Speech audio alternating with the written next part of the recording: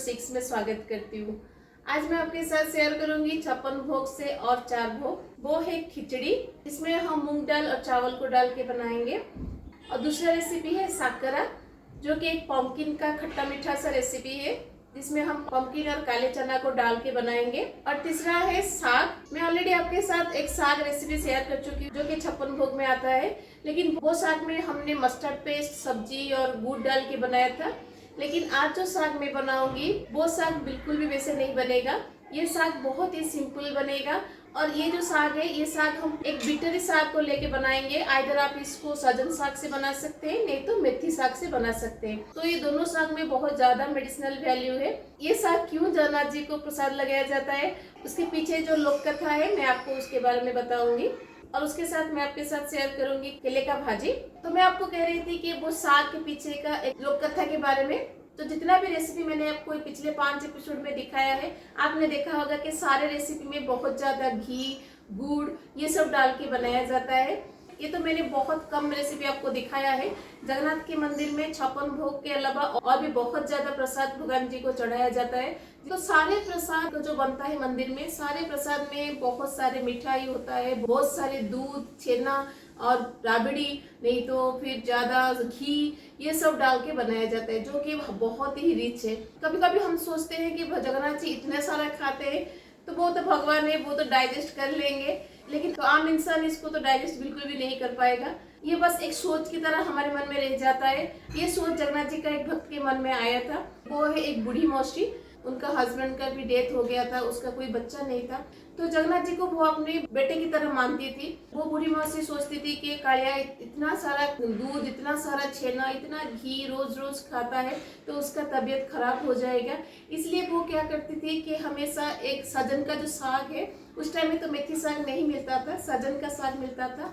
तो सजन का साग से वो साग बनाकर हमेशा एक छोटे से पथरी में लेकर वो जगन्नाथ मंदिर जाती थी। लेकिन वो जो रेसिपी वो बना के लेती थी सजन के साग से, उसको अंदर अलाउ नहीं किया जाता था, क्योंकि बाहर के प्रसाद जगन्नाथ जी के पास लगाया नहीं जाता है। इसलिए वो जो मौसी थी वो मंदिर के बाहर प्रसाद लगा कर जगह को आ जाती थी। तो ये वो रेगुलर करती थी। इस मौसी के बारे में मंदिर में सारे पंडा लोग को पता था, और वहाँ पे जो भी लोग थे वो सबको पता था।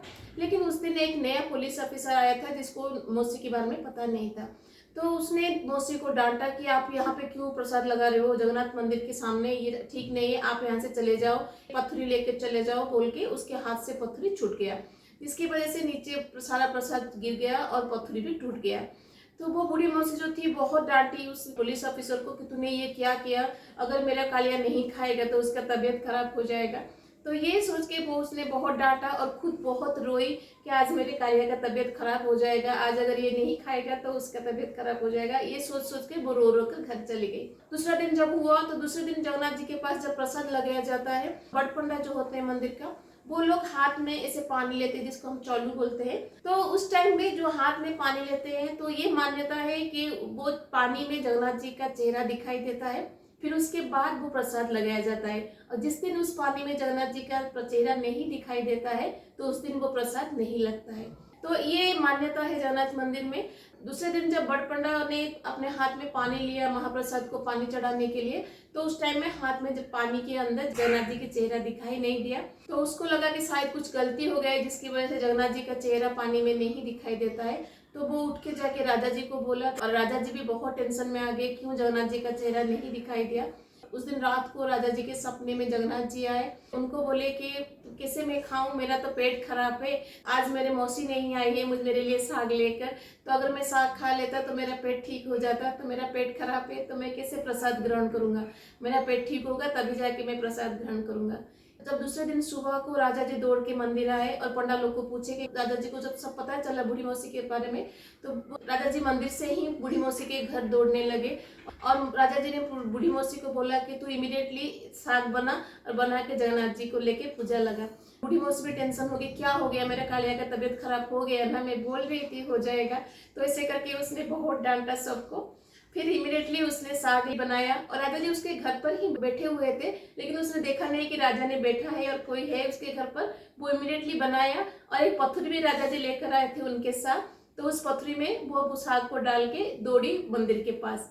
राजा जी उसके पीछे जा रहे थे, फिर जाके उसने वो साग को भगवान जी को चढ़ाया। फिर जाके जगन्नाथ जी का चेहरा बड़ा पंडा के हाथ के पानी में दिखाई दिया।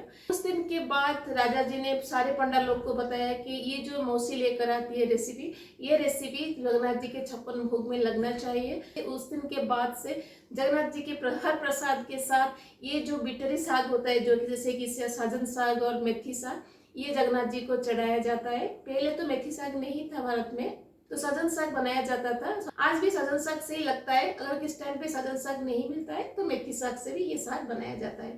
तो आपको अगर सजन साग मिलता है तो आप सजन साग से जरूर बनाइएगा। अगर सजन साग नहीं मिलता है तो आप मेथी साग से भी प्रसाद लगा सकते हैं। तो ये था ये साग के पीछे का कहानी। आप सोचते होंगे कि सच में जगन्नाथ जी का पेट खराब होता है? नहीं, ऐसा नहीं है। भगवान बस भक्त का भक्ति ही ग्रहण करते हैं। वो प्रसाद जो हम चढ़ाते हैं उससे ज्यादा भगवान जी हमारे भक्ति को ग्रहण करते हैं। तो बूढ़ी मौसी जो भक्ति से लेकर जाती थी उनके पास, तो वो जगन्नाथ जी ग्रहण करते थे। तो ये था एक भक्त का भक्ति की कहानी। उस साग को आज हम बनाएंगे। इन सारे रेसिपी के साथ मैंने आज डालमा भी बनाया है, लेकिन डालमा का रेसिपी मैंने आपको पिछले एपिसोड में ऑलरेडी शेयर कर चुकी हूँ। अगर आपको चाहिए तो उसका लिंक मैं आपको डिस्क्रिप्शन बॉक्स में दे दूंगी।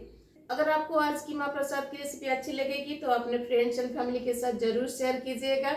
अगर मेरे चैनल में नए हैं तो प्लीज सब्सक्राइब जरूर कीजिएगा। तो चलिए फिर बनाते हैं रथयात्रा स्पेशल 56 भोग से और 4 भोग। खिचड़ी बनाने के लिए मैंने यहाँ पे हांडी बैठा दिया है। अब हांडी में मैं लूंगी घी। तो घी को हम चारों तरफ ऐसे ग्रीस कर लेंगे थोड़ा सा। मिट्टी का हांडी में जब भी आप घी डालें हमेशा चारों तरफ इसको ग्रीस कर लीजिएगा। फिर उसके बाद उसमें पानी या फिर अदर इंग्रेडिएंट डालिएगा। तो खिचड़ी बनाने के लिए मैंने यहाँ पे 1 गिलास चावल और आधा गिलास मूंग दाल को अच्छे से धो के भिगा के रख दिया है ताकि ये जल्दी पक जाए। जितना चावल आप लेंगे उसका 3.5 टाइम पानी लीजिएगा और जितना मूंग दाल लिया है उसका डबल पानी लीजिएगा। तो चावल के लिए मैं डाल दूंगी 3.5 टाइम पानी और मूंग दाल के लिए मैं डाल दूंगी 1 गिलास पानी। तो ऑल टोटल मैंने यहाँ पे 4.5 गिलास पानी लिया है। अब पानी में मैं डाल दूंगी नमक। अब पानी में मैं डाल दूंगी लौंग और 2 बड़ी इलायची, जिसको आप तोड़ के डालिएगा ताकि इसका फ्लेवर खिचड़ी में आ सके। उसके साथ 1/2 टीस्पून ऑफ ब्लैक पेपर और 1 इंच दालचीनी, और उसके साथ हम डाल देंगे पिंच ऑफ कॉर्पूर और हींग का पानी। अब पानी में हम बॉईल आने के लिए छोड़ देंगे। जब इसमें बॉईल आएगा फिर उसके बाद हम उसमें दूसरा इंग्रेडिएंट डालेंगे। तो जब तक पानी में बॉईल आ रहे हैं चलिए हम साकेरा बनाते हैं। साकेरा बनाने के लिए कढ़ाई में मैं लूंगी घी। घी अब हमारा गर्म हो गया है। अब इसमें मैं डाल दूंगी राई, थोड़ा सा जीरा और सौंफ। तो फुटन अभी चटकना शुरू हो गया है। अब इसमें मैं डाल दूंगी थोड़ा सा हींग। अगर आप घर में बना रहे हैं तो इसमें आप करी पत्ता और मिर्ची वगैरह डाल के भी बना सकते हैं, लेकिन जैसे मैंने आपको पहले भी कहा है मंदिर के प्रसाद में मिर्ची एंड करी पत्ता वगैरह नहीं डलता है। तो अब इसमें मैं डाल दूंगी कद्दू। तो कद्दू को मैंने यहाँ पे छिलके के साथ डाला है जैसे मंदिर में डाला जाता है। आप चाहे तो छिलका इसका निकाल के भी डाल सकते हैं। और उसके साथ मैं यहाँ पे डाल दूंगी काला चना, जिसको मैंने बॉईल करके रखा है ताकि इसमें थोड़ा जल्दी पक जाए। तो इन सबको हम अच्छे से मिक्स कर देंगे। अब इसमें मैं डाल दूंगी थोड़ा सा नमक। ज़्यादा नमक मत डालिएगा क्योंकि ये थोड़ा खट्टा मीठा बनता है। और थोड़ा सा हल्दी पाउडर। जैसे मैंने आपको पिछले एपिसोड में कहा था आप चाहे तो इसमें कच्ची यूज़ कर सकते हैं, लेकिन मंदिर में कच्ची स्पैचुला वगैरह कुछ यूज़ नहीं होता है, इसलिए मैंने यहाँ पे यूज़ नहीं किया है। अगर आप चाहें तो इसमें स्पैचुला यूज़ करके भी इसको ऊपर नीचे कर सकते हैं। अब इसको हम 3 से 4 मिनट के लिए छोड़ देंगे ताकि ये जो घी और फुटन है उसके साथ अच्छे से ये थोड़ा सा फ्राई हो जाए। फिर उसके बाद हम इसमें पानी डालेंगे। खिचड़ी के लिए जो हमने पानी बैठाया था उसमें अभी बॉयल आ गया है। अब इसमें मैं डाल दूंगी हल्दी। अब पानी में हम डाल देंगे चावल और दाल। चावल और दाल को पूरा स्ट्रेन आउट करके उसका पानी निकाल दीजिएगा, फिर डालिएगा। तो चावल और दाल को पानी में हम अच्छे से मिक्स कर देंगे। अगर आप कच्ची यूज़ करते हैं तो आप कच्ची यूज़ करके भी इसको मिक्स कर सकते हैं। तो चावल और दाल जब तक पक नहीं जाता तब तक हम इसको बैठाएंगे। तो कद्दू और काला चना को घी में फ्राई करते हुए 2 से 3 मिनट हो गया है। अब इसमें हम डाल देंगे थोड़ा पानी। ज़्यादा पानी मत डालिएगा क्योंकि ये जो रेसिपी है थोड़ा थिक होता है, इसे थोड़ा सा पानी हम डालेंगे ताकि कद्दू और जो काला चना दोनों अच्छे से बॉईल हो जाए। जब तक कद्दू पक नहीं जाता तब तक हम इसको पकाएंगे। अगर आपको पकड़ने में दिक्कत हो रहा है गैस चूल्हा में तो आप इसको कवर करके भी पका सकते हैं। साकेरा के लिए हम एक मसाला पाउडर को रेडी करेंगे, जिसके लिए मैं यहाँ पे लूँगी 1 टीस्पून जीरा, 1 टीस्पून ब्लैक पेपर। इन दोनों को हम थोड़ा सा ड्राई रोस्ट करेंगे और इसका पाउडर बना के हम साकेरा में डालेंगे। तो जीरा और ब्लैक पेपर हमारा ड्राई रोस्ट हो गया है। अब इसको मैं हेमदस्ता में कूट के इसका एक पाउडर बनाऊंगी। आप चाहे तो इसको ग्राइंडर में भी पाउडर बना सकते हैं। अब हम इसमें साग को बैठा देंगे। तो साग बनाने के लिए मैं कढ़ाई में लूँगी घी। घी अब हमारा गर्म हो गया है। अब इसमें मैं डाल दूँगी मस्टर्ड और थोड़ा सा जीरा। अब इसमें मैं डाल दूँगी बैंगन एंड कद्दू। इस साग में बैंगन एंड कद्दू एंड मिट्टी आलू को डाला जाता है, लेकिन मिट्टी आलू मेरे पास आज नहीं था, इसलिए मैंने बैंगन और कद्दू डाल दिया है। अगर आपके पास मिट्टी का आलू है तो आप इसको डाल सकते हैं। इन सब्जी को हम फुटन के साथ अच्छे से मिक्स कर देंगे। अब इसमें मैं डाल दूंगी थोड़ा सा नमक। ज़्यादा नमक मत डालिएगा, थोड़ा सा नमक बस सब्जी को देख कर डालिएगा, क्योंकि साग में बहुत कम नमक की ज़रूरत पड़ती है। इसलिए मैंने यहाँ पे थोड़ा सा नमक डाला है और जितना नमक मैंने डाला है वो साग के लिए हो जाएगा, इसलिए साग डालने के बाद मैं फिर से नमक नहीं डालूंगी। अब इन सबको हम अच्छे से मिक्स कर देंगे और जब तक ये सब्जी आधा पक नहीं जाता तब तक हम इसको पकाएंगे। ये आधा पक जाने के बाद हम इसमें साग को डालेंगे। तो बैंगन और कद्दू को थोड़ा छोटा छोटा करके काटिएगा ताकि ये साग में जल्दी पक जाए। तो सब्जी हमारा आधा पक गया है। अब इसमें मैं डाल दूंगी साग। मेथी का जो साग होता है उसको काटने की जरूरत नहीं पड़ती है, क्योंकि ये बहुत जल्दी दब जाता है। आप चाहे तो इसको काट के भी डाल सकते हैं। जैसे मैंने आपको कहा था, मंदिर में सजन का साग का भी यूज होता है।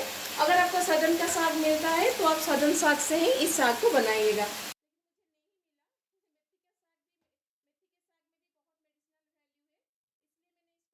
अब हम साग और सब्जी को अच्छे से पक जाने तक बैठाएंगे। तो खिचड़ी हमारा हो गया है। अब इसमें मैं डाल दूंगी थोड़ा सा गुड़।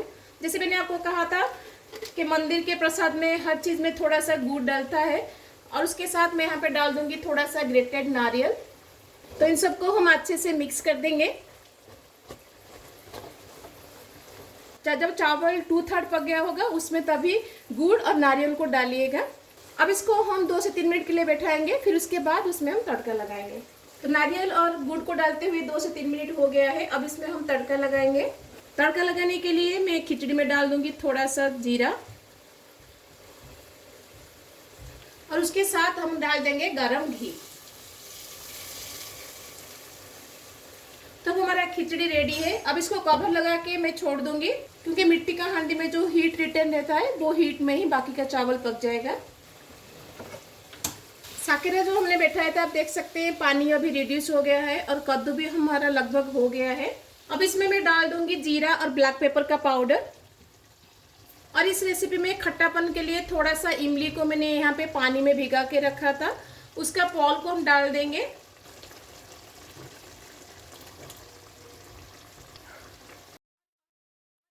और इस रेसिपी को थोड़ा सा थिकनेस देने के लिए मैंने यहाँ पे 1 टेबलस्पून आटा को पानी में मिक्स करके एक स्लरी बनाया है। तो इस स्लरी को हम डाल देंगे। ये इस रेसिपी को एक थिकनेस देगा और एक ग्रेवी भी इसको मिलेगा। अब इसमें मैं डाल दूंगी थोड़ा सा नारियल।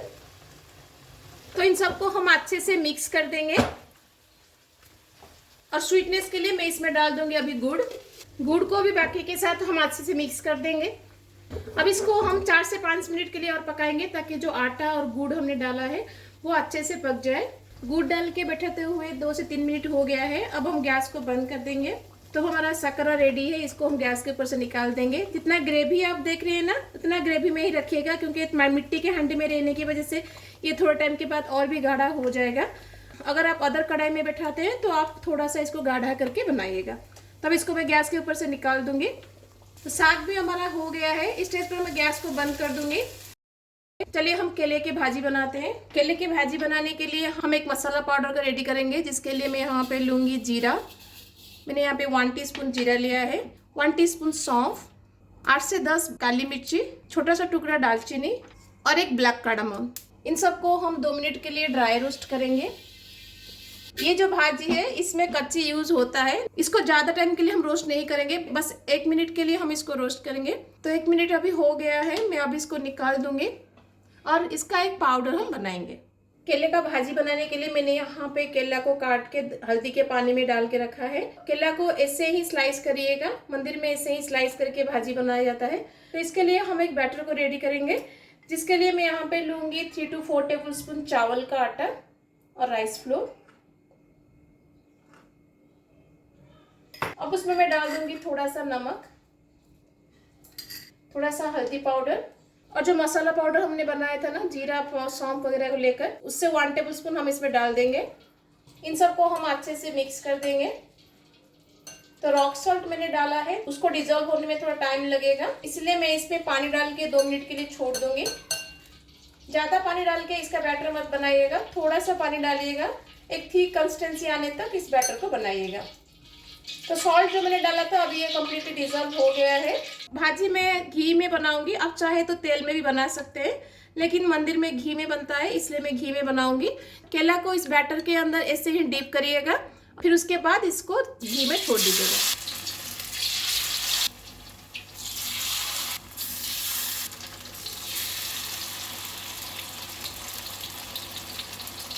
तो एक साइड हो जाने के बाद उसको पलट के दूसरे साइड को भी फ्राई कर लीजिएगा, और मीडियम फ्लेम में ही इसको फ्राई करिएगा, क्योंकि हमने कच्चा केला लिया है ना, तो वो पकने में थोड़ा टाइम लगेगा।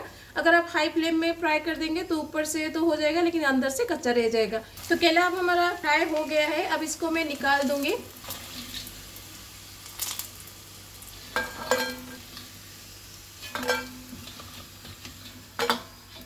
बाकी के केले को भी मैं ऐसे ही फ्राई कर दूंगी।